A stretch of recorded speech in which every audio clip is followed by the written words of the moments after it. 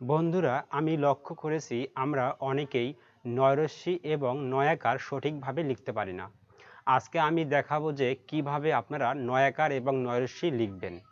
এই দুইটা বিষয় আজকে আপনারা একদম পরিষ্কার হয়ে যাবেন। আসুন আমরা দেখি এটা কিভাবে লিখতে হয়।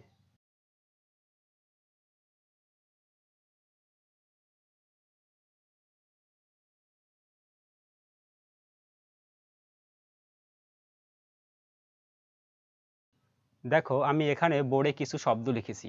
পারি না, করি না, যাই না, খাই না। এখানে প্রতিটা নাই মূল শব্দ থেকে আলাদা করা। আমাদের এটা জানতে হবে যে এই না, এইটা কখনো মূল শব্দের সাথে সেটে বসে না। এই না সবসময় মূল শব্দ থেকে আলাদা হয়ে বসে। আমরা অনেকে ভুল করে এভাবে লিখে থাকি যে পারি না, পারি না। এটা কিন্তু ভুল। হ্যাঁ, এটা একদম ভুল। এভাবে লেখা যাবে না। এটা এই নাটা সবসময় আলাদা লিখতে হবে।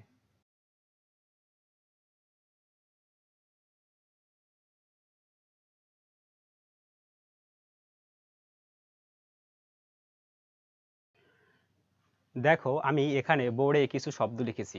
করিনি, খাইনি, যাইনি, পারিনি। এখানে প্রত্যেকটা নয়রস্যি আমি মূল শব্দের সাথে একদম সেটে লিখেছি। কারণ নয়াকার মূল শব্দ থেকে আলাদা হয়ে বসে, অর্থাৎ একটা স্পেস থাকবে মাঝখানে।